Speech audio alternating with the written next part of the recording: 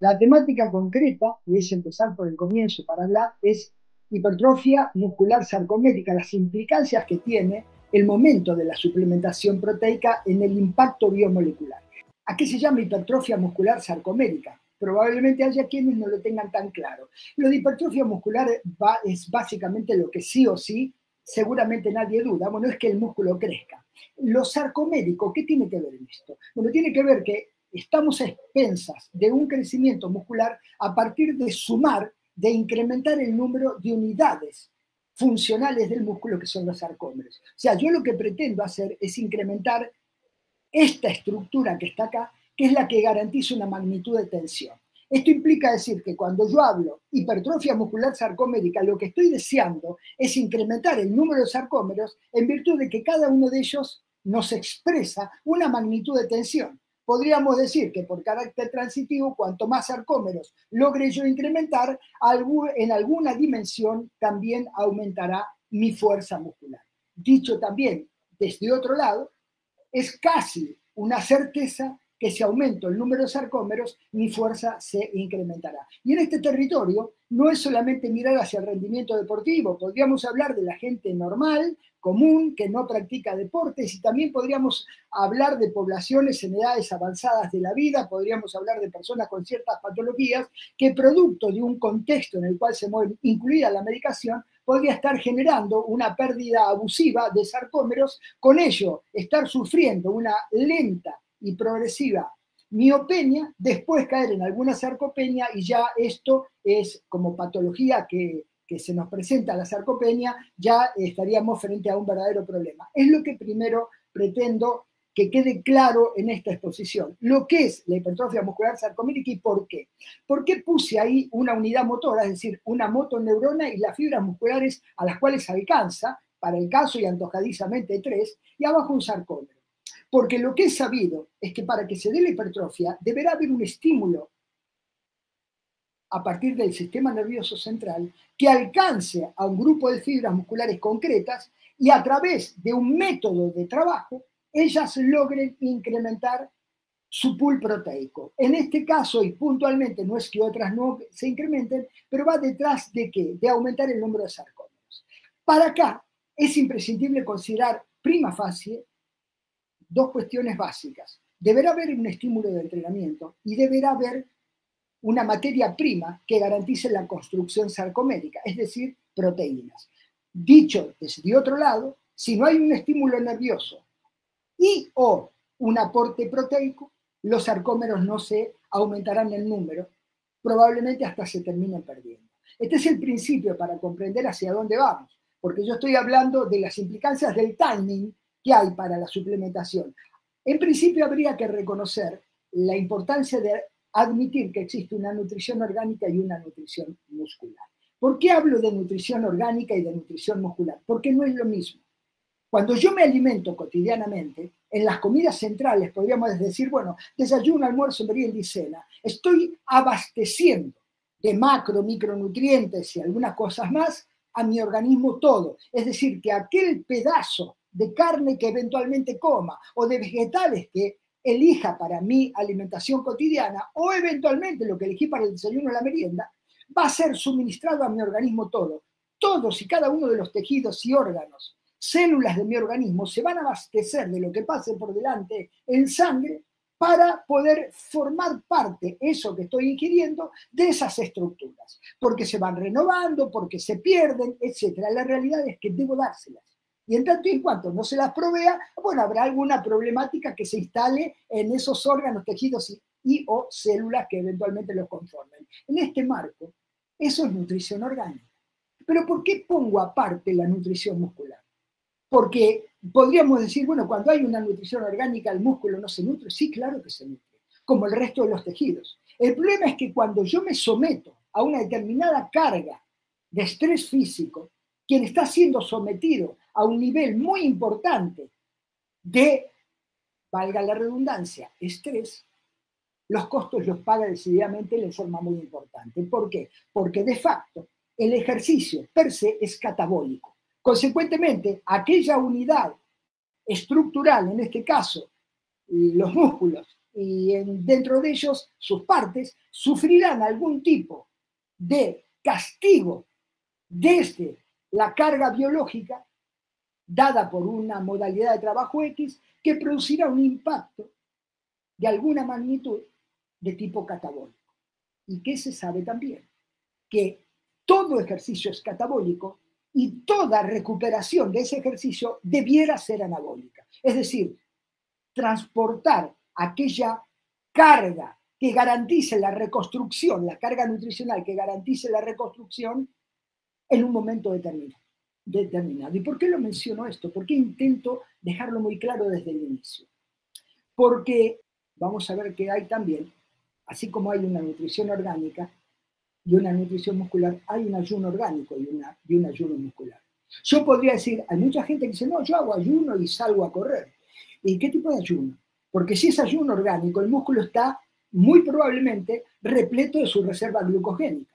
Por lo tanto, cuando sale a hacer su actividad en una condición de ayuno orgánico, su músculo no está padeciendo ese problema. Si yo tuviera un ayuno muscular y no un ayuno orgánico, es decir, he hecho un vaciamiento glucogénico y no repuse la carga de carbohidratos representada por la glucosa y almacenado como glucógeno adentro del músculo, mis limitaciones de rendimiento, independientemente cuál fuera el esfuerzo, pagarán un costo si necesitan justamente de glucosa para resintetizar ATP. En este marco, entonces hay que tener muy en claro que hay una alimentación orgánica y una alimentación muscular, al cual yo voy a apuntalar en esta charla muy especialmente, pero también hay un ayuno orgánico y un ayuno muscular. Y si yo desconsidero la parte muscular, sea porque la nutro inconvenientemente, sea porque la conduzco a un ayuno en sus reservas, por ejemplo, glucogénicas, efectivamente lo que estará afectado es mi rendimiento de tipo físico, fisiológico, bioquímico, etc.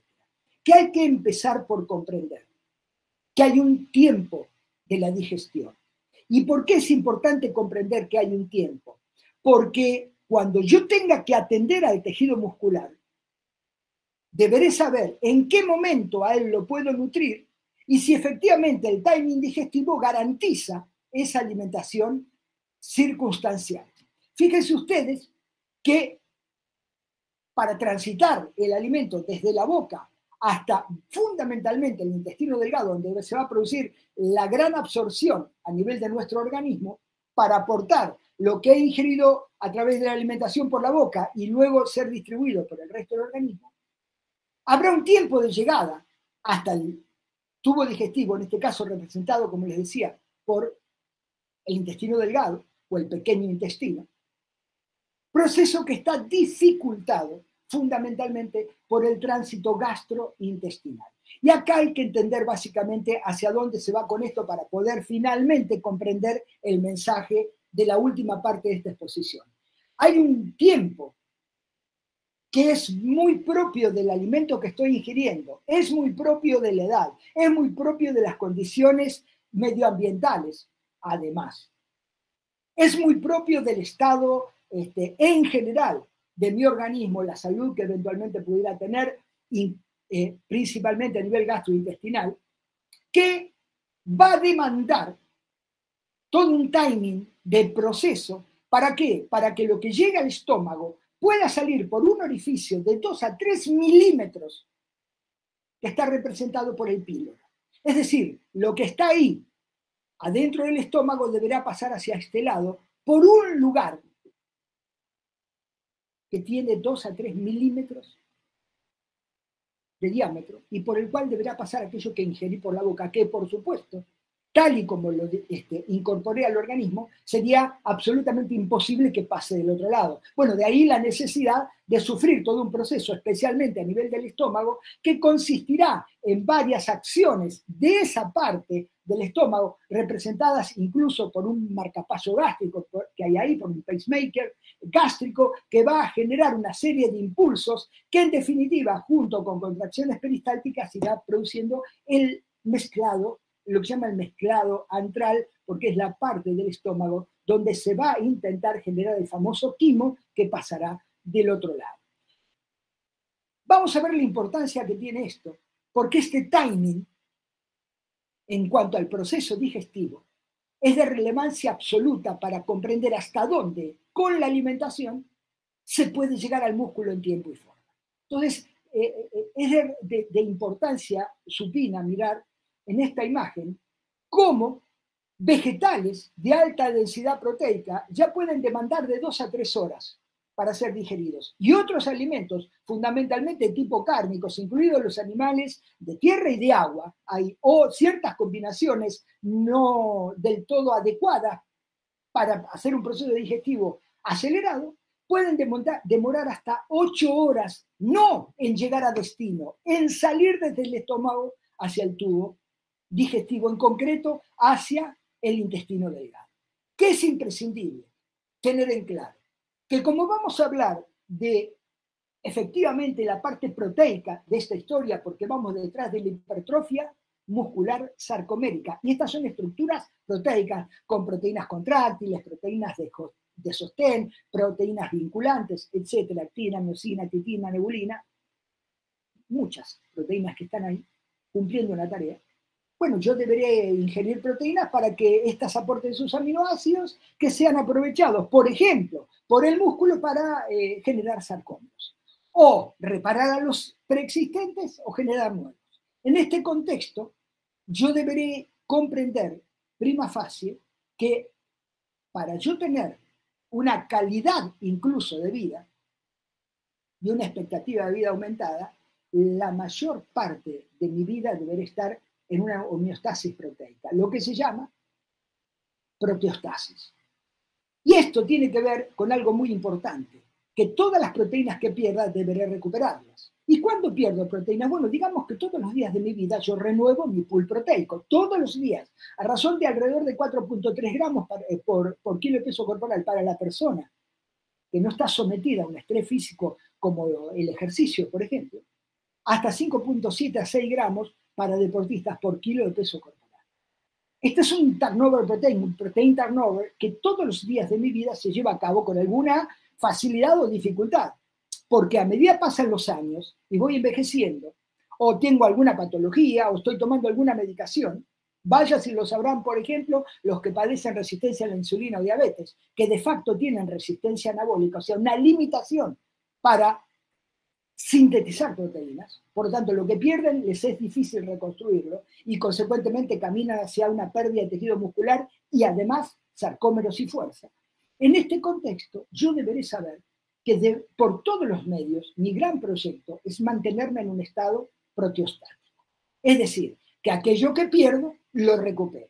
Para eso deberé saber que hay básicamente un plegamiento obviamente que conduce a la síntesis proteica, un plegamiento de las proteínas que conduce a la síntesis proteica, un proceso degradativo que se da por vivir, yo hago proteólisis por vivir y hago, o debiera ser idealmente, una buena cantidad de plegamiento para constituir proteínas, de suerte tal que eso garantice la síntesis y yo me mantenga proteostáticamente. Pero eso depende de mi alimentación fundamental.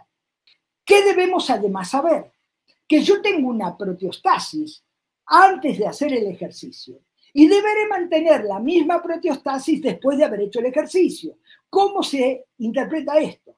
Vamos a ponerle un número nada más que para ser claro.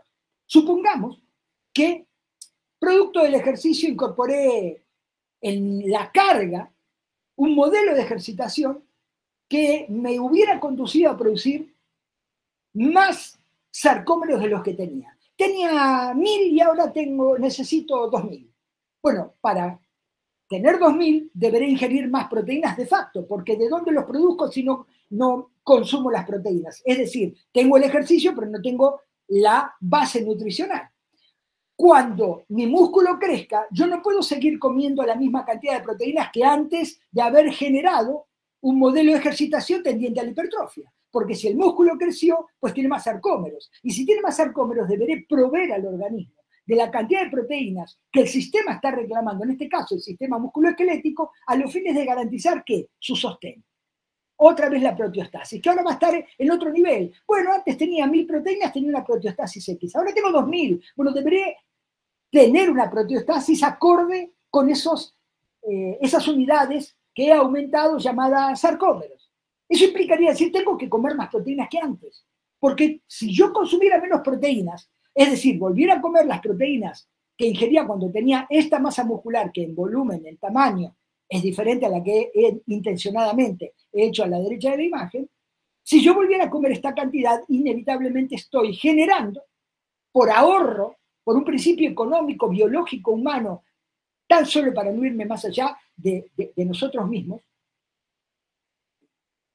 lo que no uso se pierde, lo que no utilizo se deteriora, lo que no garantizo a nivel muscular como estructura lo perderé, por ejemplo, como recurso energético. Por eso los aminoácidos tienen alta potencialidad para ser un recurso energético para resintetizar ATP, pero muchísimo.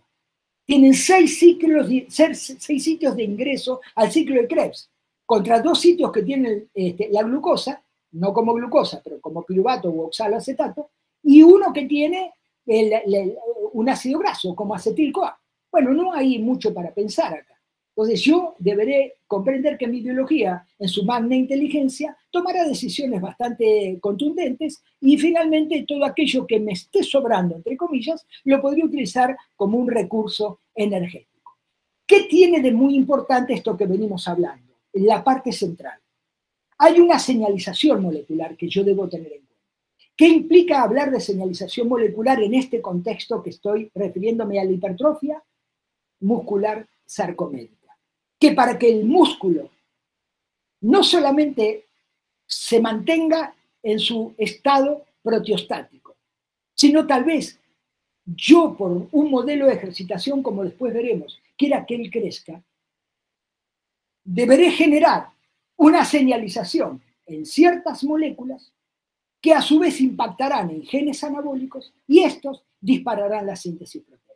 Esto es, y sintetizando, cierto ejercicio puede generar una señalización molecular anabólica que conquiste a través de ese ejercicio y la carga nutricional debida, proteica en este caso, y no solo, como veremos, que se estimule la síntesis proteica para ir en conquista de, por ejemplo, más unidades sarcomédicas. El tema es que, tal como está acá indicado, yo podría tener mi carga energética repleta y eso garantizaría la señalización de una molécula, que es, digamos, la central operativa anabólica, llamada mTOR.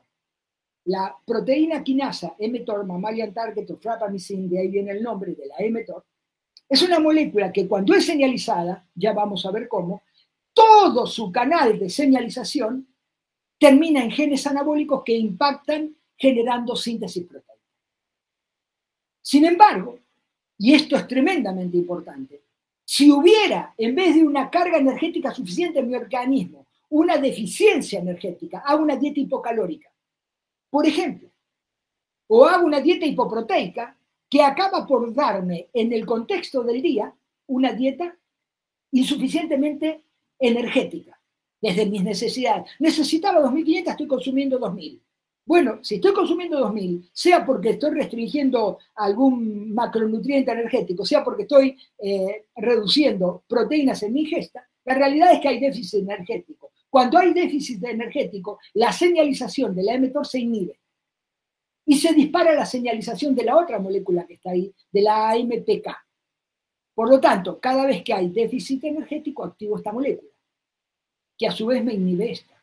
Por lo tanto, la señalización molecular tiene un dominio anabólico y tiene un dominio catabólico, energético.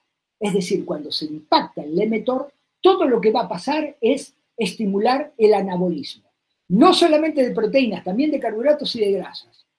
Cuando impacto en la AMPK, que es la molécula de señalización energética, a la cual nos vamos a referir en las siguientes diapositivas, en algunas, no mucho porque el tiempo no lo permite, el hecho de estar admitiendo el organismo que le falta energía inhibe al mTOR. ¿Por qué? Porque el mTOR, para sintetizar proteínas, necesita energía. ¿Qué dice la AMPK? Si me están dando menos energía por la boca, yo voy a frenar todo aquello que genere gasto inútil para el momento. Si estamos haciendo ejercicio, ¿cómo me voy a dedicar a sintetizar proteínas? Si estamos sin comer suficiente cantidad de energía diariamente, porque estamos en una dieta hipocalórica, O estamos haciendo el ayuno intermitente, o cualquier ayuno que se les ocurra. O una dieta keto, una keto diet, una dieta cetogénica, pero también restringida en energía, por ejemplo. Bueno, en ese caso, yo le abro las puertas a la estimulación de la vía de señalización energética con el problema que se me presenta de que inhibo la vía de señalización anabólica. Es decir, que cualquier estrategia dietaria que esté restringida energéticamente y o proteicamente va a estar mostrando una inhibición anabólica. Y si hay inhibición anabólica, no puedo estar hablando de hipertrofia muscular sarcomédica. ¿Por qué? Porque no llegaría a través de mis proyectos, como puede ser, por ejemplo, hacer ejercicio pero comer menos, de lo que quieran pero comer menos macronutrientes. Porque en ese contexto acabo inexorablemente por estimular una vía catabólica e inhibir, lo cual no es un dato menor, inhibir la vía anabólica. Dicho esto, fíjense ustedes cómo hay hormonas anabólicas, después veremos un poco mejor esto, que disparan la señalización de moléculas que tienen justamente un derrotero final anabólico, la AKT señaliza emetor y de ahí a genes anabólicos, pero el ayuno, por ejemplo, dispara la vía de señalización energética. Es lógico, no estoy comiendo y no estoy cargando energéticamente lo suficiente. Mi cuerpo, que realmente desde la biología analizada no tiene absolutamente nada de ignorante, dice, si acá no me dan energía, parto de aquello que me pudiera generar un gasto inútil para la reconstrucción. Ahora es momento de seguir vivos. Por lo tanto, recurriré a cualquier estrategia molecular que garantice la energía para la vida. Dicho esto, ahí tienen cómo una restricción de carbohidratos impacta necesariamente en la AMPK. ¿Cómo puedo saber que esto pasa? Miren, hay un ratio llamado AMP-ATP, adenosín monofosfato sobre adenosín trifosfato, o AMP-ADP sobre ATP. ¿Qué significa eso? Que me están sobrando, como está acá el ratio, me están sobrando productos degradativos del ATP. O sea, que si me sobran, implica decir que me están faltando ATP. Si me sobra producto degradativo del ATP y tengo poco ATP, lo que puedo asegurar es que cuanto más AMP y ADP tenga, más ATP me está faltando. O sea, estoy en una ecuación energética negativa, donde lo que me sobra es el producto que no logro resintetizar. Bueno, ¿eso qué hace? Dispara la AMPK. ¿Cuándo estoy en esa condición? En cualquier situación que haga ejercicio privado de energía suficiente, donde me esté sobrando compuestos energéticos degradados y no aceleradamente resintetizados, formando ATP. Bueno, eso dispara una vía de señalización energética y no anabólica. Por lo tanto, cualquier restricción, cualquier dieta restrictiva es antianabólica. Y además de ser antianabólica, es catabólica.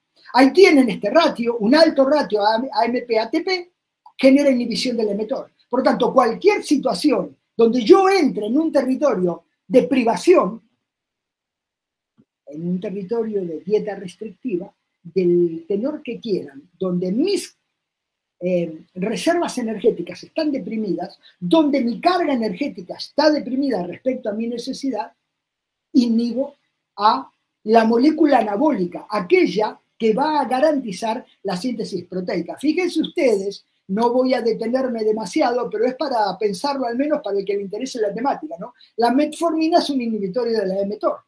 O sea, muy bien por la metformina para todo lo fantástico que puede hacer a nivel de normalizar la glucemia ante la hiperglucemia y todo lo demás que quieran agregarle porque tiene otros beneficios reconocidos de las ciencias médicas como para considerar. Pero es inhibitoria del emetor, por lo tanto fomenta el catabolismo proteico. ¿Y cuál? El catabolismo proteico muscular. Por lo tanto, es una aliada de la degradación de proteínas musculares y consecuentemente conducente a la miopenia. Solo que al romper sarcómeros también genera pérdida de fuerza. E interesantemente, la fuerza se vincula a la expectativa de vida, además de a la calidad de vida. Dicho en otros términos, cuanto menos esfuerzo tengo, la expectativa de vida mía desde el punto de vista de la posibilidad estadística se reduce.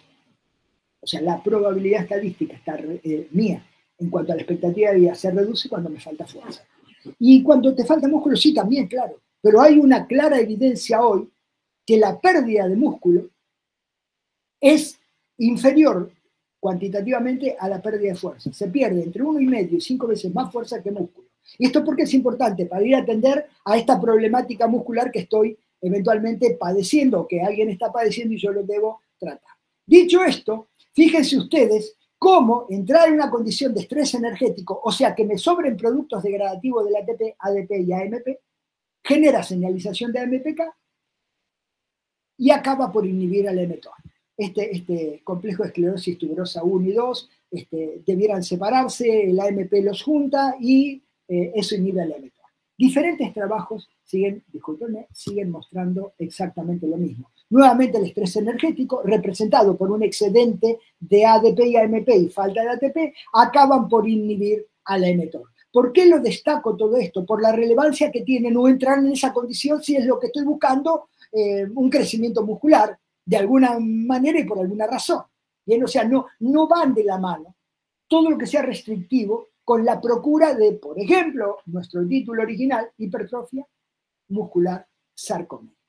Bien, dicho esto, vamos a ver cómo funciona la señalización anabólica. Bien, hay varios caminos para señalar anabólicamente. El ejercicio, cierto tipo de ejercicios, aquel que está a un nivel de tensión muscular que implica mover un peso de entre el 70 y el 85% de mi fuerza máxima, dicho de otra manera y para simplificarlo, si mi fuerza máxima fuera de 100 kilos en un grupo muscular X, bueno, cuando estoy trabajando con 70 a 85 kilos en series y repeticiones debidamente planificadas, mi músculo va a tender a crecer. En tanto y en cuanto le dé proteínas, porque si no estaría convocando al estímulo, pero no le doy la materia prima para la reconstrucción.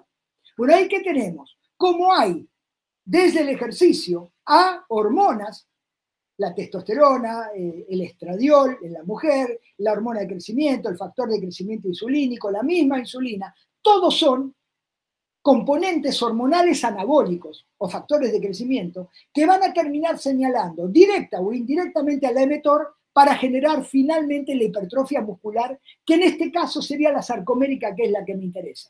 En todos los casos, el camino es ir a buscar genes anabólicos, y eso lo logra el ejercicio debidamente escogido. Imagínense que a alguien lo mande a caminar para que le aumente la masa muscular de piernas. Es imposible, porque ese estímulo, esa peculiaridad del estímulo, no garantizaría el disparo anabólico. ¿Por qué? Porque hay un principio básico.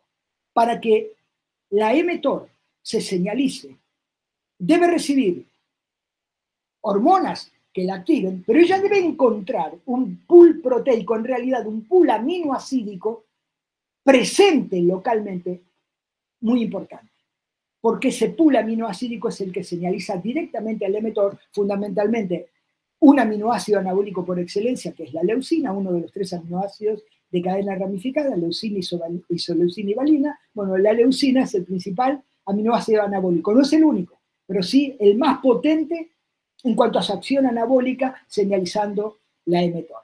Dicho esto,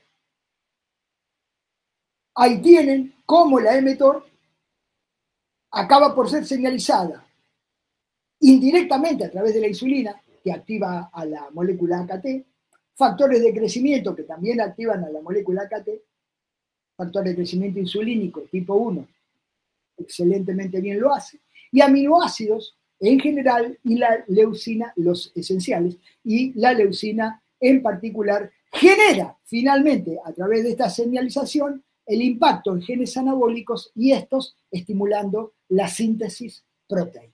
Realmente el comprender esto justifica lo que se viene. Acá tenemos a través del factor de crecimiento insulínico cómo vamos a llegar a la hipertrofia. El factor de crecimiento insulínico, interesantemente, es muy, digamos, estimulado en su producción y liberación por la hormona de crecimiento. Y esto es importante tenerlo en cuenta porque por el que el envejecimiento nos va mostrando con cada vez menos hormona de crecimiento. Y esto a su vez implica decir tengo menos factor de crecimiento insulínico. Por tanto, tendré menos favorecido el anabolismo proteico. De esto hay mucho para hablar. No es el tema, pero sí hay que, no es el tema central, pero hay que destacarlo porque no hipertrofia el que quiere, sino el que puede. Y tal vez algunos condicionantes podrían llevar a que, a pesar de tener todos los cuidados, desde el ejercicio y desde la nutrición, el proyecto final, que es que el músculo crezca, no lo consigo. Sí podría conseguir incrementar la fuerza, más allá de que el sarcómero me aumente o no, porque hay una fuerza neural, cabe a otro territorio de exposición, pero yo podría jerarquizar la calidad del estímulo a nivel del sistema nervioso central, a pesar de no tener la suficiente magnitud o volumen de masa muscular. Nuevamente podemos observar qué cosa, la importancia de tener un macronutriente energético en cantidad suficiente. La glucosa acaba indirectamente por estimular la mTOR. Cuando dice mTOR-C1 es porque está la mTOR-C1 y la mTOR-C2. No quiero entrar en estas subunidades de la mTOR, la generalizo en el nombre, pero la mTOR-C1 es la que está comprometida directamente con la síntesis proteica. Es ella la que va a señalizar genes anabólicos como están ahí y estos finalmente dar como corolario la síntesis proteica. Que la síntesis proteica acontece en este caso también. Yo estoy en reposo y las proteínas que ingiera por la boca, si están en cantidad suficiente, acabarán por estimular la síntesis. Lo que no voy a lograr es la hipertrofia. Incluso haciendo un ejercicio de fuerza, si el ejercicio estuviera por debajo de los porcentuales que hoy indique, tampoco el músculo crecería. ¿Por qué? Porque hay evidencia que para que el músculo crezca, la magnitud, lo que se define como hiperaminoacidosis muscular, debe ser de tal naturaleza que genere una señalización de la mTOR de una manera realmente muy significativa. Pocos aminoácidos, poca señalización, muchos aminoácidos, alta señalización de esa molécula anabólica. Y acá viene, de alguna manera, el gran propósito de este encuentro. ¿Cuándo se produce el disparo molecular? ¿Cuándo se da ese timing anabólico? Porque no es en cualquier momento. Fíjense, para algunos que tienen ciertas dudas por algunos artículos que están por ahí publicados desde ya hace 10 años prácticamente, ¿cuándo se da la fosforilación de genes anabólicos? Miren, 1 hora post ejercicio se ha visto la mayor señalización anabólica en jóvenes. En personas adultas mayores eso no acontece. Esto es importante destacarlo porque ni siquiera es esperable una buena señalización en adultos mayores. Fíjense lo que pasa con otro gen anabólico, lo mismo, se da 1 hora post ejercicio. Esto es de enorme importancia porque está o intenta fundamentar el por qué ese mensaje de que con la alimentación alcanza. No alcanza nada con la alimentación. No es verdad, porque si reparamos en el timing nutricional, veríamos que no va a haber ningún alimento que llegue en el tiempo óptimo para generar la señalización anabólica de genes concretos que van a producir la síntesis proteica. No es verdad, sobre todo cuando estoy detrás de la hipertrofia. Miren, la carga de entre el 60 al 90% de una máxima repetición produjo la máxima señalización de genes anabólicos 1 hora posterior al ejercicio. Si seguimos buscando ejemplos, miren la señalización de mTOR en 2 músculos, el plantar delgado y el tibial anterior. Inmediatamente de haber terminado el ejercicio y a las 6 horas, en oscuro, inmediatamente de haber terminado el ejercicio. ¿Qué se dio? Después de haber terminado el ejercicio, la fosforilación del mTOR. Esto es su activación para que dispare la síntesis proteica. Bien, el tema es saber esto para ver si yo, la hiperaminoacidosis, soy capaz de generársela con la ingesta. Bueno, si un pedazo de carne me tarda entre 6 y 8 horas, de carne de res, de carne de vaca, me tarda de 6 a 8 horas en salir del estómago, o sea, el intestino delgado, hay evidencia clara de que jamás podré fosforilar al mTOR. Y tampoco se me activarán los genes anabólicos, porque ya solamente este problema que tengo de meter el pedazo de carne dentro de un espacio milimétrico de 2 a 3 milímetros que representa el orificio del píloro para que me pase el alimento del otro lado, bueno, el procesamiento de ese alimento demanda tanto tiempo que jamás podría yo, a través de la comida, generar una estimulación fuerte del anabolismo proteico. No lo logro, porque no conquistaría la hiperaminoacidosis. Entonces, ¿qué podemos decir? No, pero cuidado, porque hay una hiperaminoacidosis producto de que el ejercicio también ha degradado proteínas musculares isoproteólisis, y los aminoácidos que están ahí tienen capacidad para señalizar la mTOR. Sí, claro, solo que hay que saber cuántos me quedaron ahí, porque de lo que me quedó, El 50% se me va a la sangre. El 20% de esos aminoácidos se metabolizan mitocondrialmente para la síntesis de ATP. Y el 30% exclusivamente me quedó para señalizar la mTOR.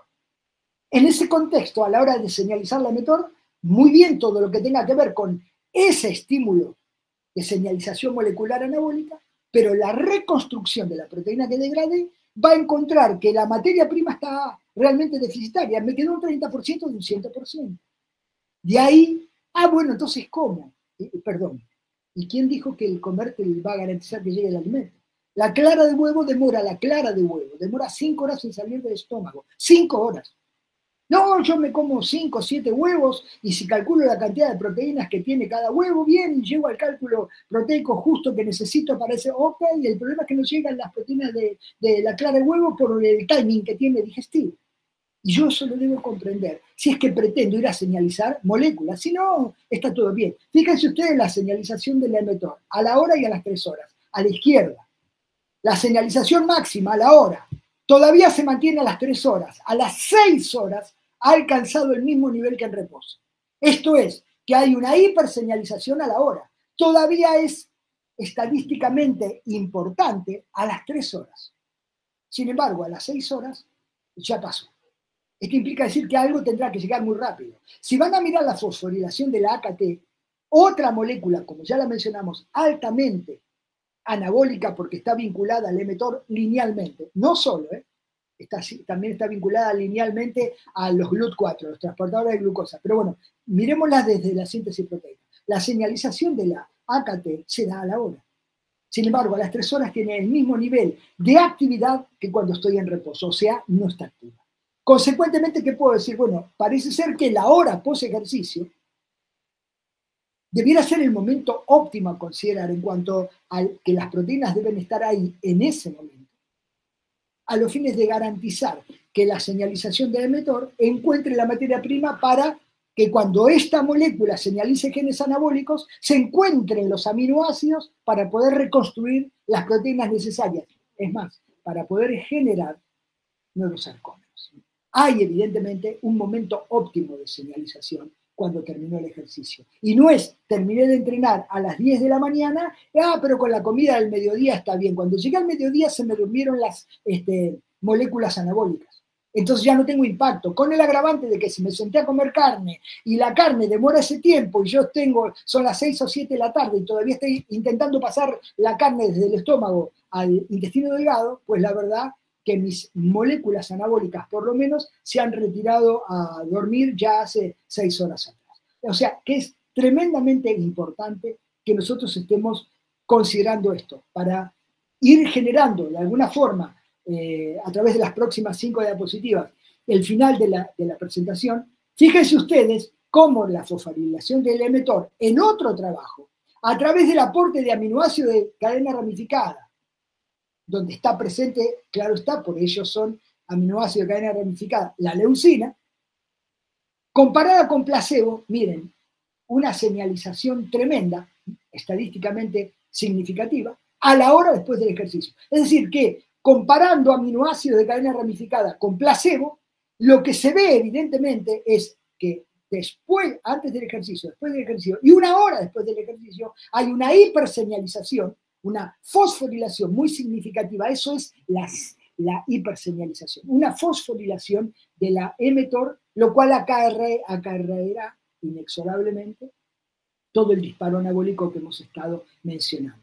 Distintos trabajos siguen hablando de lo mismo. Miren la activación de genes anabólicos y de la AKT después del ejercicio con la ingesta de carbohidratos y proteínas y carbohidratos, luego de trabajos de fuerza, resistant exercise, en la literatura de lengua anglosajona, resistant exercise refiere a entrenamiento de fuerza.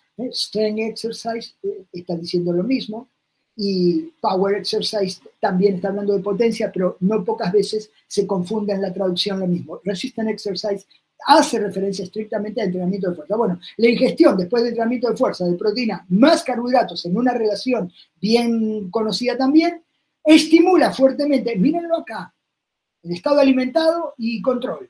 O sea, un sujeto no alimentado. Miren, el estado alimentado, en este caso, obviamente con el aporte que está ahí adentro de proteínas y aminoácidos, a la hora hay una fuerte, perdónenme, una fuerte estimulación de la señalización de genes anabólicos y de la AKT, a la hora después del ejercicio.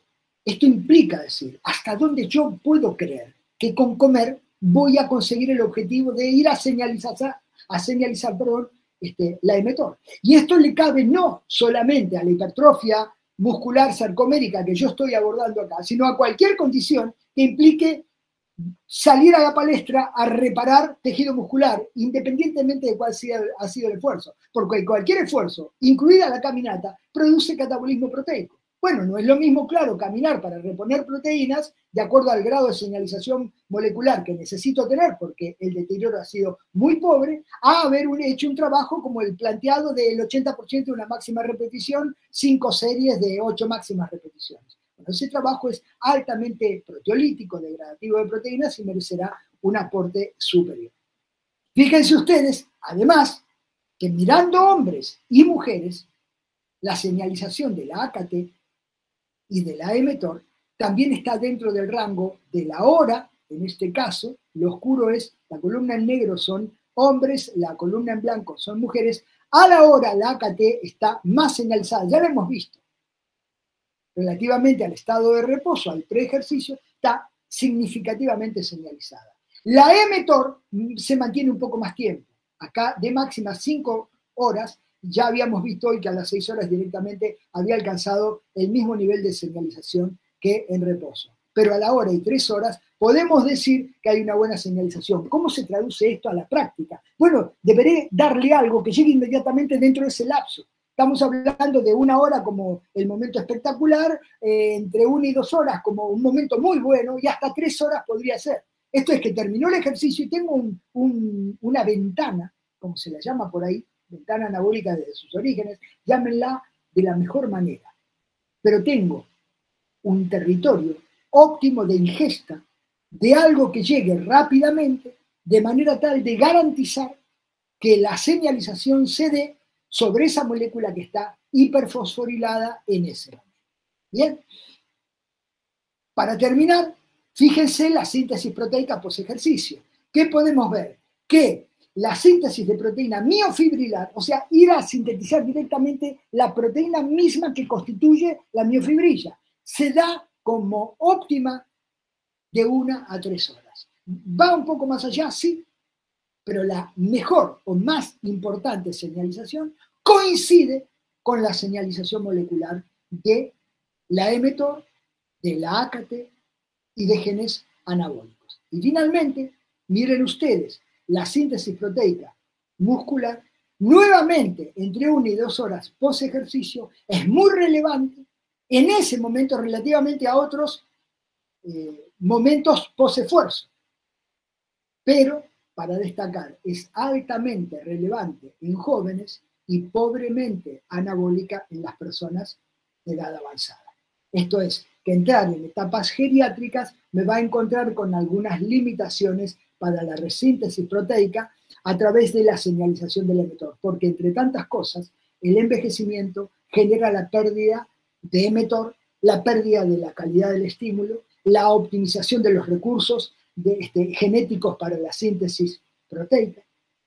Esto es, el envejecimiento es un proceso infelizmente deleterio de muchos sistemas, entre tantos de la síntesis proteica. Y en este contexto, considerar lo que hemos estado hablando pone sobre la mesa la relevancia que tiene comprender que yo debo reconocer que hay una señalización molecular, anabólica, energética, hay una también inflamatoria, no cabe mencionarla, pero hay una señalización anabólica que está en un momento óptimo y que en ese momento es cuando debe recibir aquellas proteínas que merece el cuerpo tener a su disposición para que le aporten estas, sus aminoácidos, y activen de esta manera toda la señalización anabólica que garantice una síntesis proteica aumentada y, tal cual fue el caso de la presentación, pueda crear nuevos sarcómeros y con ello el crecimiento del músculo si es el que